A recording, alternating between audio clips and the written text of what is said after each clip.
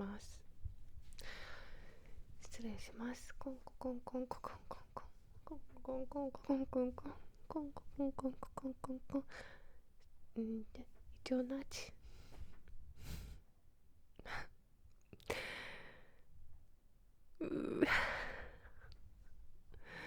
とんでもないことが起きまして、とんでもないことが起きたんです。今本当は撮影を終わってね、よし終わったと思ってこれ置いたのね。これ置いて、でちょっとよいしょっ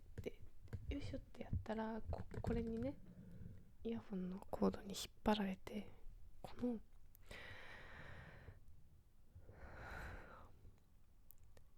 なんていうの、これ名前が出てこなくなっちゃった。この子がボイスレコーダーがここの机から録音停止ボタンを押す前にビャって落ちちゃって、全部がバッて外れて、ここのマイクとかもね、で電源が切れちゃって、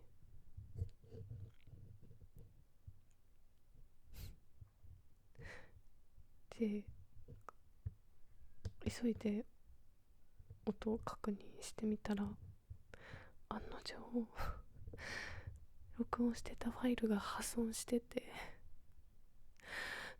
今さ1時間くらい喋ったんだよね。1時間くらい喋ったし、ちょっとこちらを見ていただきたいんですけど、これ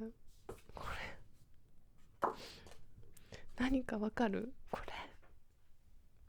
れ今巷で噂の 3D アイス、セブンイレブンで売ってる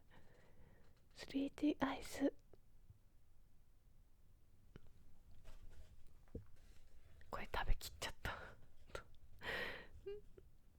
動画で食べるために買って動画で食べて、そしたら音声が壊れちゃって、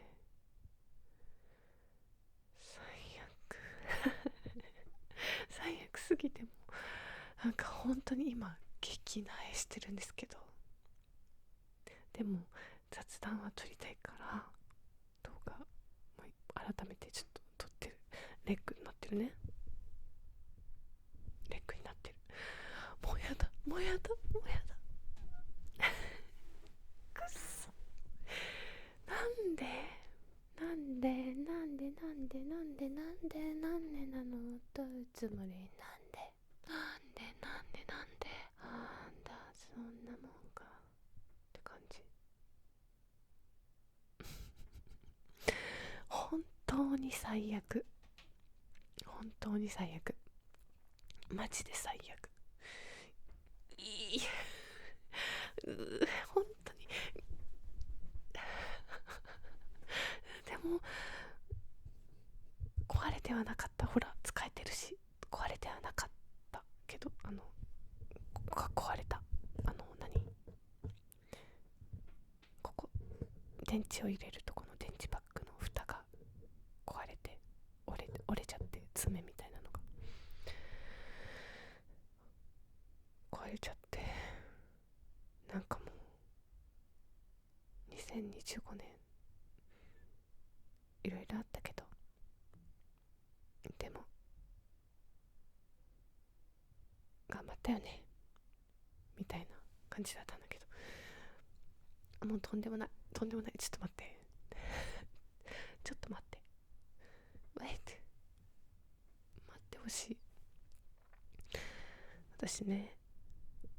来年厄年なんだよね。また厄年なの。この年で厄年ってことは、この年代でね、つまりは年女なのね、私。来年馬年です。はい、馬年です。すごく可愛い馬です。なんか役年だけどでもね頑張ってこうねみたいなことを言ってたんだけど、なんか気がめいるわ。気がめいる。なんで落としたの私が悪いんだ。そう、これを置いてこの結構よくやるこのなんか何かしらの線がつながったまま動いちゃって引っ張っちゃうみたいなことよくやります。確か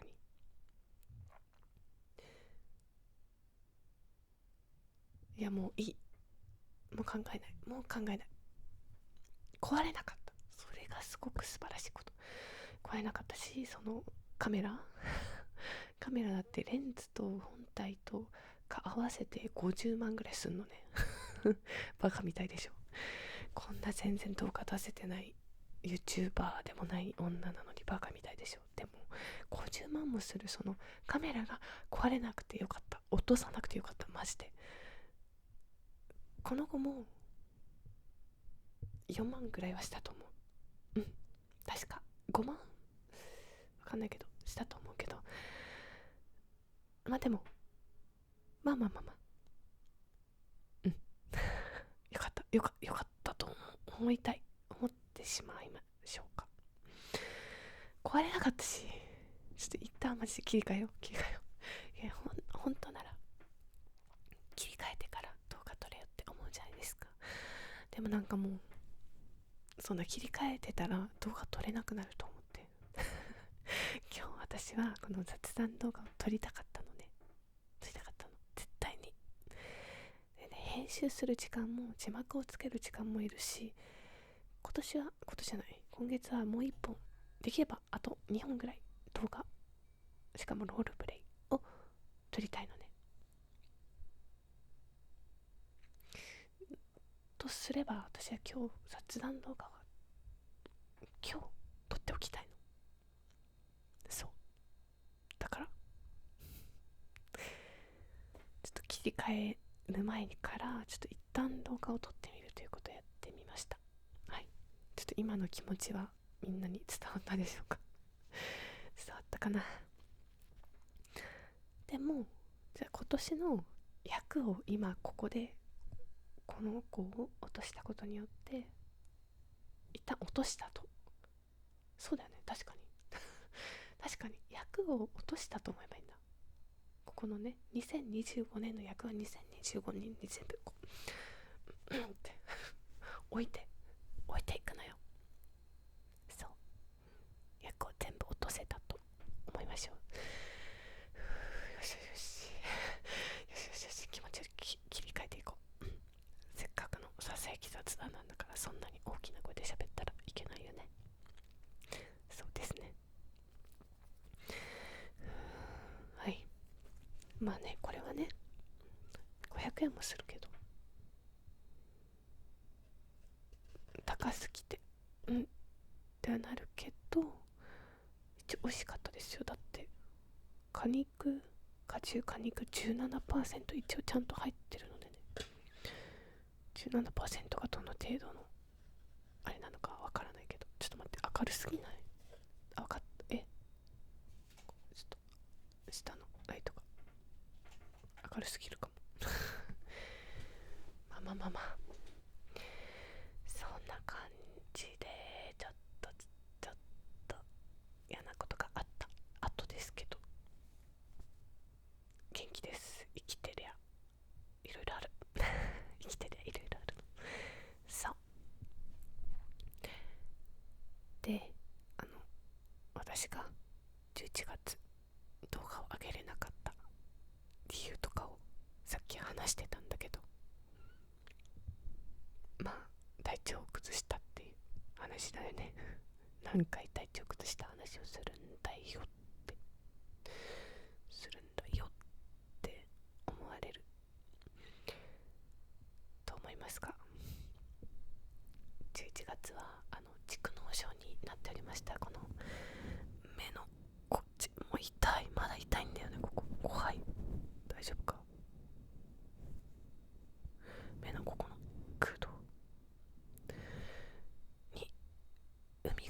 ってしまって、もう頭痛も寒気もあって微熱もあって、本当に散々でした。蓄膿症、昔から結構よく慢性的になってたんですね。もうちょっと若い頃とかはもうずっと耳鼻科に通ってたし、アレルギー性鼻炎でなんか結構ずっと鼻炎だったから、それもあってね。だけど久々に蓄膿症になってしまいました。でしかも普段はこっちに海が溜まるタイプだったのね、ほっぺの横で、あんまりこの目の横の空洞がそこまで白く海が溜まったことがなくて、頭痛がこんなにひどいとは思わなかったです。でしかも最初に症状が現れたのが頭痛からだったのね。で鼻水とかは全然感じなくて、頭が痛いから入ったから、片頭痛だと思ってて、低気圧のせいだなって勝手に思ってて、どこの病院行こうかって最初、この片頭痛が続くのであれば脳神経外科に行こうって思ってたぐらいには頭痛がめっちゃひどくて、もう起き上がれなくて、そこで11月20目の土日を2日間潰して寝込んでしまってね、でそっからもう月曜になっても治らない。でもなんだか鼻水が喉に落ちてくるなって思って、でその辺でやっと、あれもしかしたら蓄膿症かもしれないって思い始めて、でやっと病院行くかってなった頃にはもうなんか微熱37度ぐらいだったけど、なんか熱もあるし関節痛もするし、なのこれもうなんか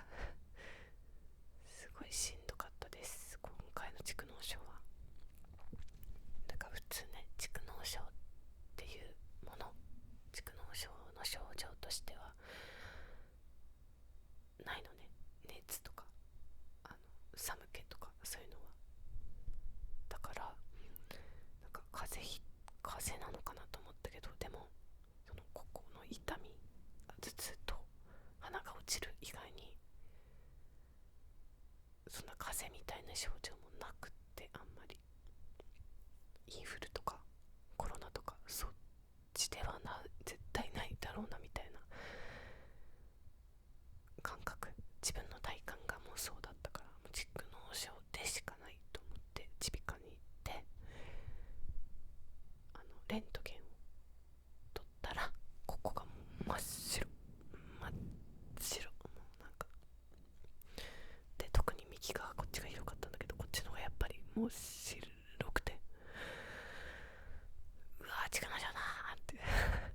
これは絶対に秋山ね蓄膿症だーってなって、抗生物質とか膿を出しやすくするお薬、あとアレルギー性鼻炎の薬も出して3種類出してもらってたんだけど、しかし、その薬がですね、なんか合わなくて、多少良くなったかみたいな感じではあったけど、でも良くなったっていうか、そもそも痛み止めをもう出してもらったんだけど、それがロキソニンだったから、もう痛みにはもう抜群に効くから、ロキソニン飲んでる時だけめっちゃ元気みたいな。で毎食後って書いてあったけど、ロキソニンって鎮痛剤の中で結構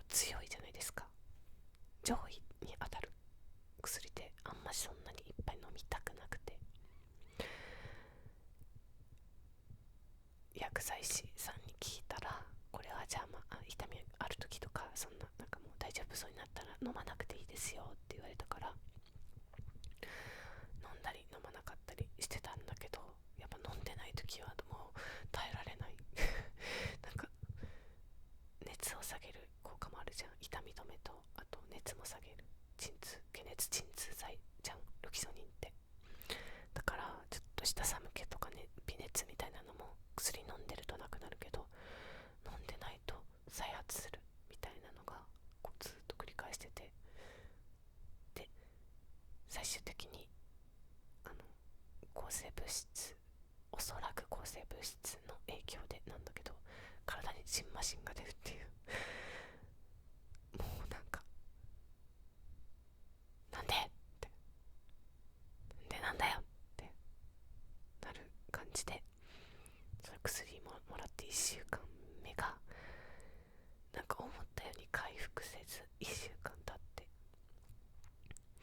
でもう一回病院に行って、そのことをいろいろ病院の先生と話したら、抗生物質とかを、薬をこう全部取っ替えてくれて、別の薬にしてくれて、おそらく抗生物質のせいなんだけど、他の薬も原因になってたら困るからということで、なんか全部変えてくれて、ほとんどね。でそれを飲み始めたら、もうなんかどんどん回復していきました。なのでよかったけど、最初にこの薬だったらもっと早く回復したのにっていう感じで、それでなんかもう 2,3 週間潰れて、で動画を撮る時間がなくなったという形その後実家にも帰ったので、もうなんか11月の土日全部なんか潰れてしまったという形で、今に至るわけです。はい。だからね、大ショックな11月でした。そう、これからよし、もっとこうブーストしていくぞみたいな感じだったんだけど、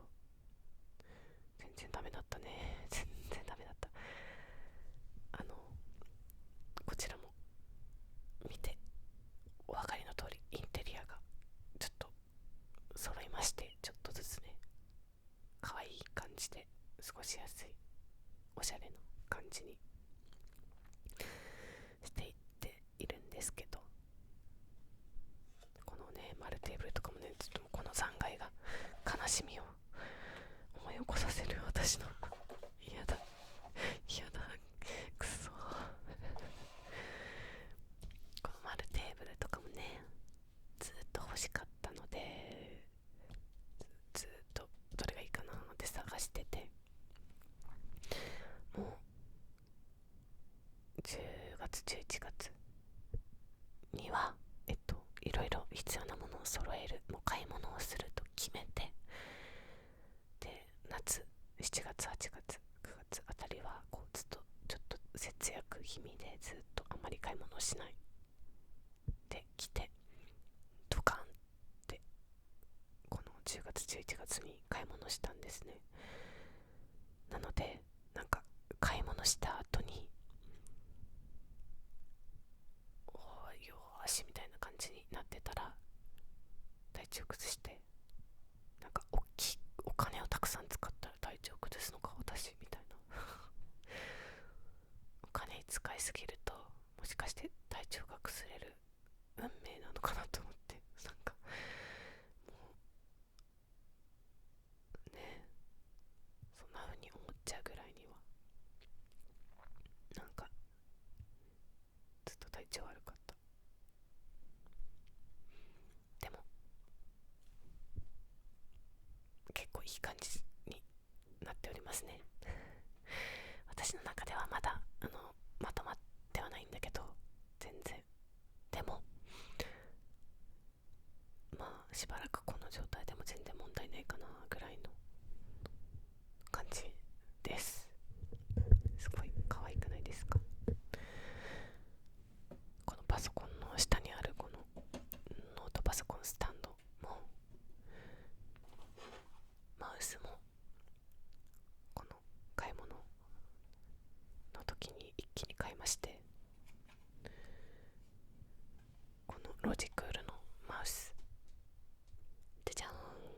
でしょ。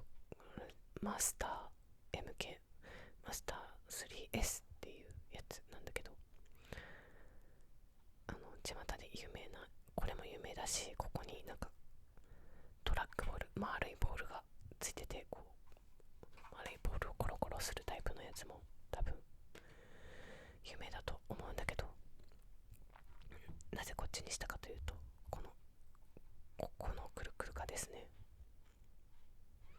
横スクロールできるから、編集の時に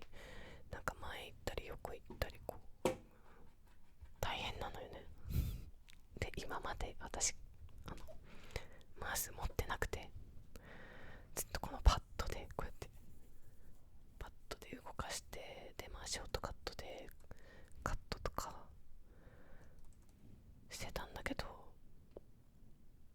ちょっともうそれに耐えられなすぎるから、いつかはこうマウスを買うって思ってたんだけど、なかなかそのマウスを買おうって思うタイミングがなくて、なんか現状でちょっと満足というか、とりあえずまあ今はいいやみたいな感じだったので、もうこの買い物するっていう月にもう一気にお金はなくなるけど、一気に買っちゃおうと思ってこれにしましたよ。まだ編集で一回も使ってないんだけど、この動画編集する時とかには使いますからね。そうです、いいでしょう。あとこれとかも無印良品週間の時に買ったカゴだし、これとかもね、これもなんかキッチンなんちゃら、なんかランチボックスじゃなくて、ランチなんか引くやつですよ。ご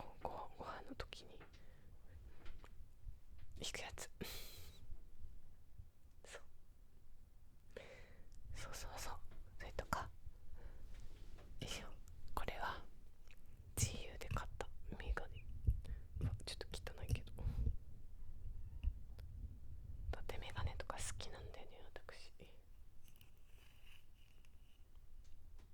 いいじゃん、似合うじゃん。今日メガネして撮ればよかったかないいでしょ。ちょっと光っちゃうけどね、ライト反射して。でも可愛いでしょそう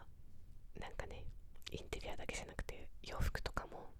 ちょっとね、もう年も上がってきたので、昔の洋服なんかやっぱ合わないなーって思い始める時期で、年相応っていうとまあ難しいんだけど、まああんまりこうなんだろう、昔着てた系統ともまたさ、自分が好きな服の系統とかが変わってるので、洋服とかもねちょっと買い足そうと思って、こちらユニクロで買ったやつ、この下のシャツもあんま見えないけどね、見えるかな、下にも出てるやつ、ほら、よいしょ。このズボンも、これごめんね、人でく見えちゃったこのズボンもユニクロで買った。そう、ちょっと色が可愛いでしょ。めっちゃ似合う色かって言われるとちょっと違うかもだけど、私緑が好きだから、こういう優しい緑とか大好きなのね。なので買いまして、全体的にこう雰囲気を変えてお送りしておりますはい、そんな感じ。ちょっとでも目がめっちゃ光るねあんま良くないかなそうなんですよ。はい、なんかしょっぱなですごい手鼻を口かれてしまってあれなんだけど、ちょっと元気になってきました。少しずつ喋ってて。で、さっき何話してたかというと、なんかまあ楽しく生きたいよねみたいな話をしてたんだけど、私ね、年なんだけど、干支が。でも普段ってそんな自分は馬年だみたいな、自認馬年みたいな感じで生きてないじゃん。みんなそんなね、十二星座とかさ、そういうのはさ、ほら私テレビないからテレビ見ないんだけど、朝のニュースとかで今日のあなたの運勢はみたいな感じで、12何座の人みたいな感じのがあるから、そっちの方がさ占いとかね身近だとは思うんですけど、干支ってなんか年末年始とかお正月とかそういう時しかあんまりさ意識しないじゃん。だけど私最近馬年であるっていう意識をし始めたのね。でそれはなぜかというと、なんかある時から突然ちょっとメガネ光るかやめとくか、ちょっと一旦外すかごめんね。そう、ある時から YouTube ショートになぜか馬の動画がおすすめされるようになって、なんでかわかんないんだけど、でその馬っていうのがかの有名なゴールドシップかの有名な白い悪魔ゴールドシップの動画がめちゃくちゃおすすめに上がってきて、なんか知らないけど、で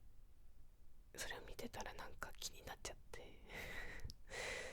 ゴールドシップの動画とか見てたら、今はゴールドシップはもともと競馬の走るお馬さんだったんだけど、今は種付け場って言って子供をね産むなんて言えばいいの、種付け場って言えばわかんのか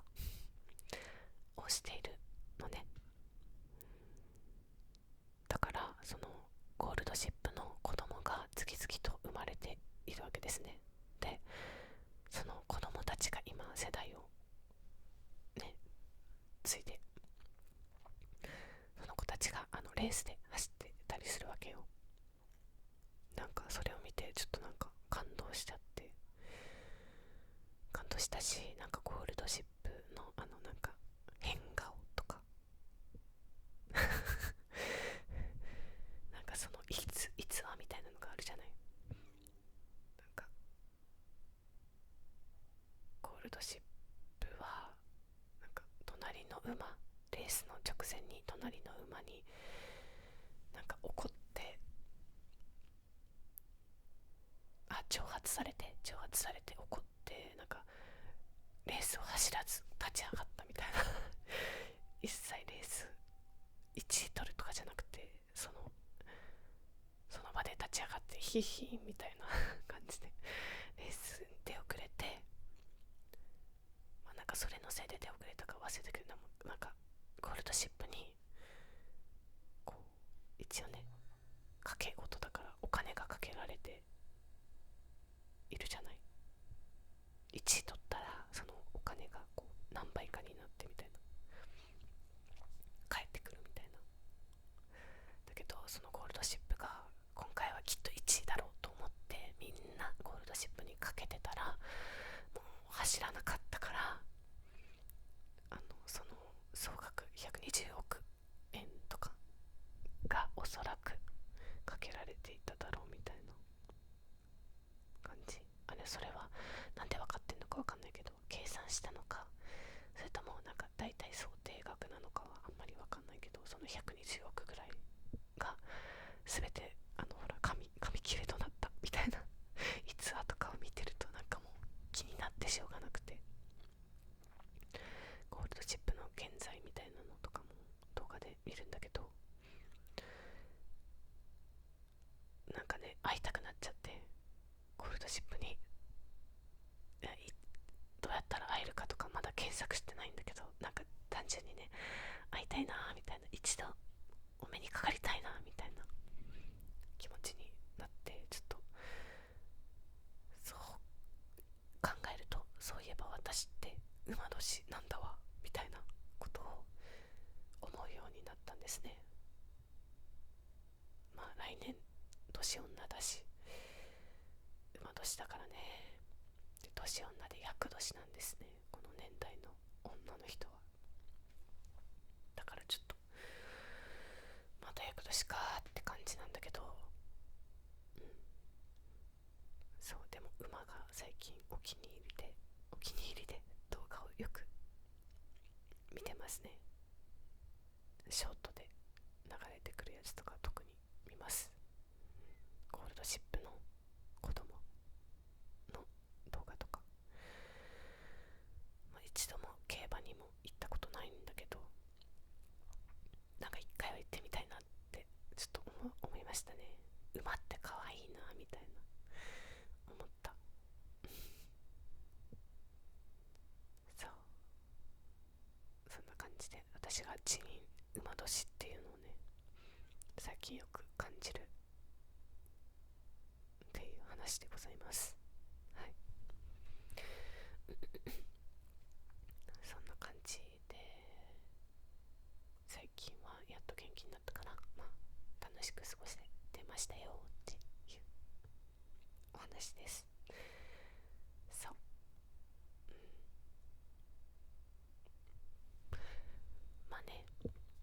ちょっとまだまだ油断できない、ちょっと鼻がね油断できないけど、職場の湿度が20% 以下なのね。意味わからなくない？もう鼻の粘膜が乾燥しすぎて蓄膿症になるのもそのせいもあったのかなと思って、最近なんか誰もやらないから、私が職場の加湿器の水をなんか永遠に入れてるんだけど、入れてもなんかずっと 20% を超えてくれなくて、 20% から上がってくれなくて、もう死にそうで、一応職場の上司に卓上加湿器って置いちゃダメですかって一応聞いてはみたんだけど、まだちょっともうちょっとね上に確認しますみたいなことを言われたんだけど、湿度 20% でやってられるわけなくない？そりゃ体調も悪くなるし、みんな肌も喉も空気の乾燥で全部やられても、手もなんかカッサカサだしね。もうね、勤続7年目なわけですよ。同じ仕事を7年も続けたのは初めてだから、やることはもう毎日同じ、常に同じことをやるっていう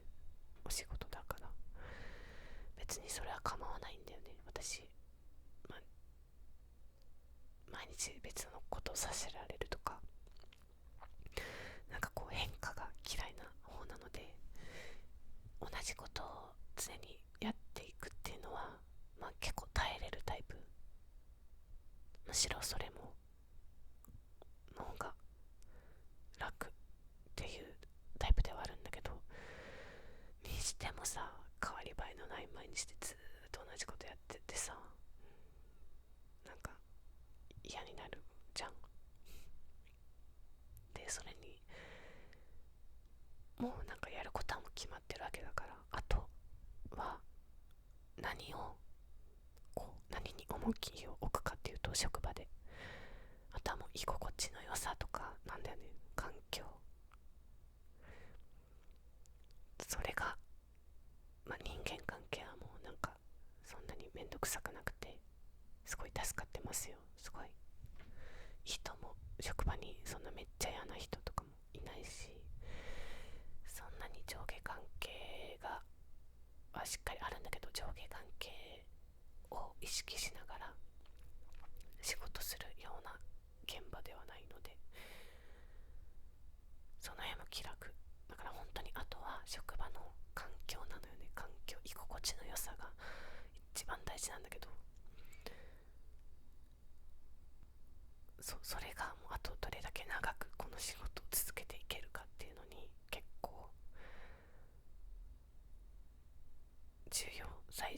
ち込み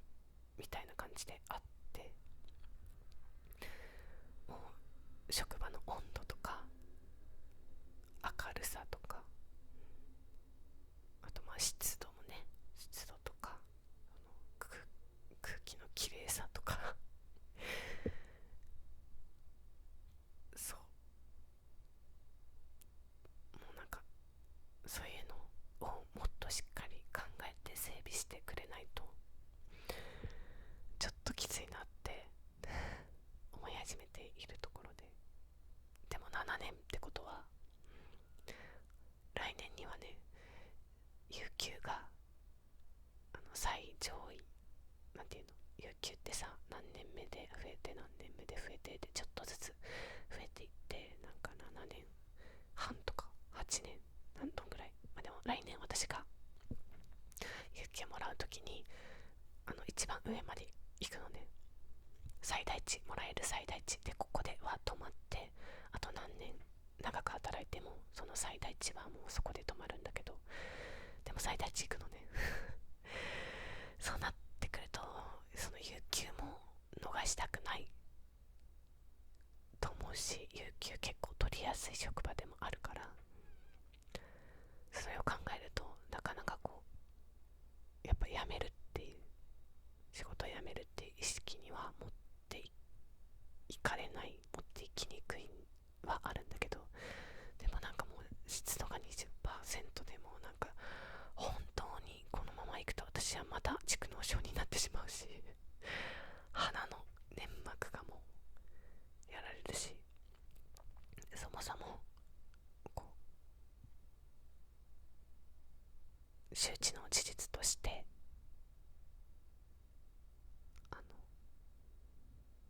湿度が低すぎるとインフルエンザとか、コロナとかそういう菌がね、回りやすいじゃないですか。そういうのにかかりやすくなるっていうじゃん。そういうのを分かっているのであれば、もっと加湿器をもっと増やすとか、いろいろ考えてやってくれないとね、みたいな、会社の中で会社としてやってくれないと困りますよって最近思ってますね実際私たちは今まで加湿器の水とか一回も入れたことなくて、それを誰がやってくれてたかというと、なんか別部署のなんかその身の回りのことやってくれる人とかいるじゃん。なんだろう、なんて言えばいいんだ、なんか細かいそういうなんか電球変えたりみたいな、消えたら変えたり、なんか加湿器の水入れたりとか、休憩室の掃除をしてくれたりとか、そういう人がいて、でコロナ禍の時はよくその人たちが結構な頻度で加湿器の面倒を見に来てくれていたんですけど、もう今はね、なんか本当に来なくて加湿器の面倒を見に来てくれなくて、で加湿器のフィルターもなんかいつから変えてないんだろうみたいな、なんか洗ってるのは 1,2 回見たことがあるんですけど、でもいつからその加湿器があるかわかんないけど、3、4年、長くて4、5年、結構長い期間が経ってるはずだし、そのフィルターも、加湿フィルターも絶対に初期から絶対1回も変えてないと思うんですよねなんか中を見る限りだから、それも変えてくれたらもっと加湿するようになるかもしれないし、なんかそういうのを私はまた会社の上司とかに言おうとは思ってるけど、そういうのって考えるのってなんか他にもいないのかなみたいなことは思うね。私だけなのみたいな、思ってても言わないと変わんないし、でもみんななんか結構これが嫌だなって思ったまま耐えてるみたいな人とか結構いて、じゃあ一回相談すればいいのにみたいなことは思う。シフトのこととかも談しないで勝手に自分のいいようにもこれぐらいいいだろうと思ってこうやっちゃうのと、相談した上でその上司にそういう仕方ないねとか、そうだね、じゃあ今回はこうしましょうかねみたいな感じで変えてもいいよっていう許可をもらってやるのとでは心象が違うじゃん。全然違うのよ。例えばすいません今日すごい朝から体調悪くてみたいな、ちょっと何回もちょっとトイレに立ってしまうかもしれないですって先に言っとくとか、言っといて何回もトイレに立つのと何も言わないでトイレに何回も立つのって絶対にその人の印象が変わってくるじゃないですか。だからそういう相談もほうれん草っ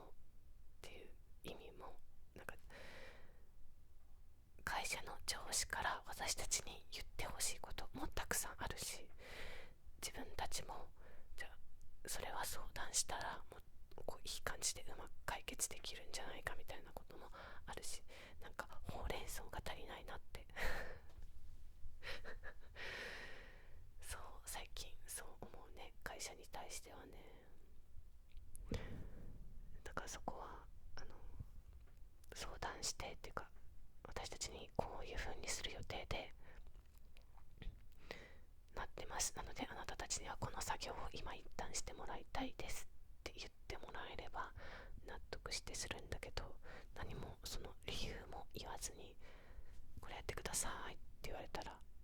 でもいつもと違うことね、いつもと違うことだけどとりあえずこれやってくださいって言われたら、なんでみたいな、なんでってなるじゃん。ならない人もいると思うんだけど、私の周りは大抵なんでかなってなる人の方が多いですね。私もそのタイプなので言ってほしい。その理由があってからの行動じゃん。なんでもこの理由があるからこういう行動をする、この理由があるからこの行動をするで、この理由が2つあってどっちが優先かっていうとこっちが優先だからごめんけど今はこっちを優先したいっていうのは人に伝えるのってめっちゃ大事だと思うんだよね。それって人間関係も絶対そうだし、だから人間関係を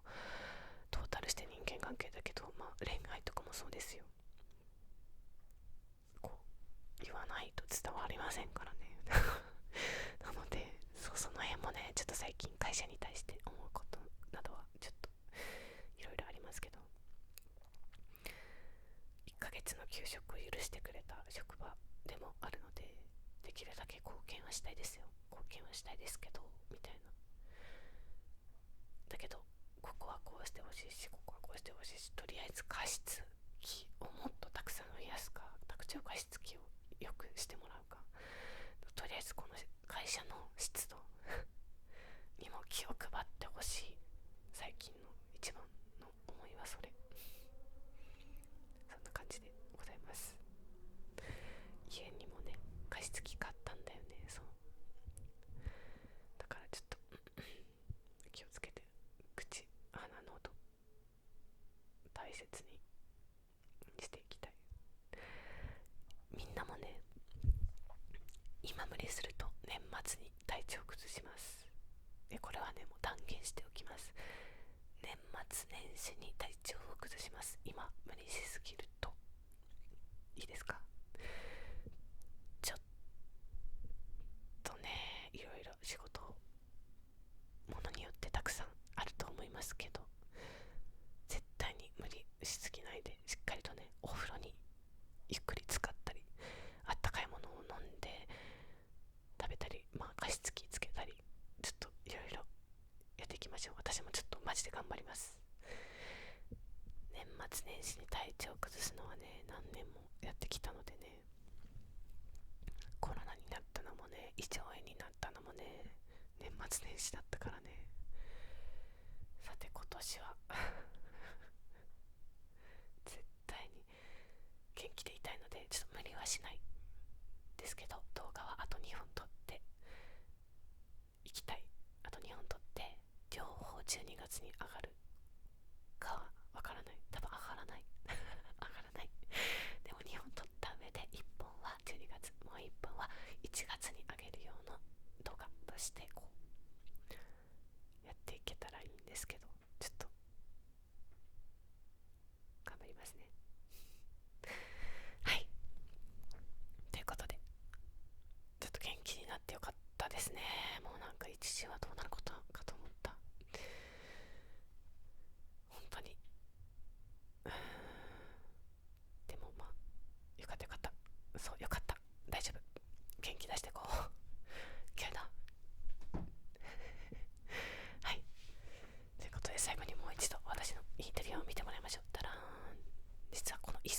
らしく買ったのよ。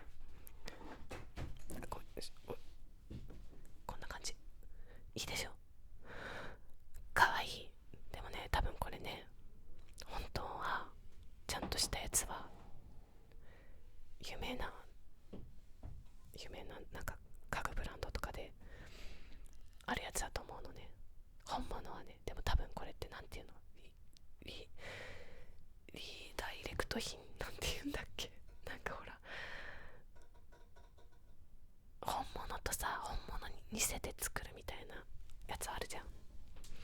なんかそれだと思うんだよね。私もインテリア欲しくていろいろ調べてて、そういうのがあることを知りました。だから現実は全部本物を買いたいですけど、なかなか難しいので、まあそのグレーな部分もあるとは思うんですけど、いい感じにね、いつか本物が買えるときは、買えるものはこれだけはもう絶対に本物にこだわりたいみたいなところでドカンとお金を使って、あとはこうほら、もうそこそこのイメージで揃えていくとか、そういう感じでインテリアも楽しんでいけたらと思っています。はい、ではちょっと悲しみに暮れてるんですけど、この失敗した動画はなんか音声がもうここで撮れてないってことなので、この小ささで喋っているから音声は期待できないけど、映像だけならもしかしたら上げようと思えば上げれるので、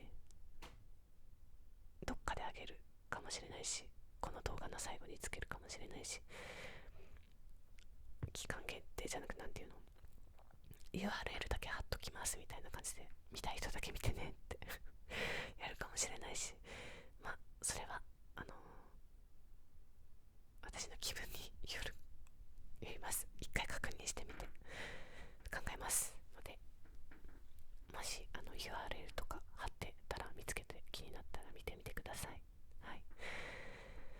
はい、ではありがとうございました。ちょっとみんなに話して元気になれたので、今日は日曜日ですので、ちょっともう無理せずに痛い無理せずに、あとはちょっとゆっくりしたいと思います。はい、では皆様、2025年も本当に見てくれてありがとうございました。たくさん動画を出せる人になれるように、また来年もね、年女として頑張っていくのでよろしくお願いいたします。では、ありがとうございました。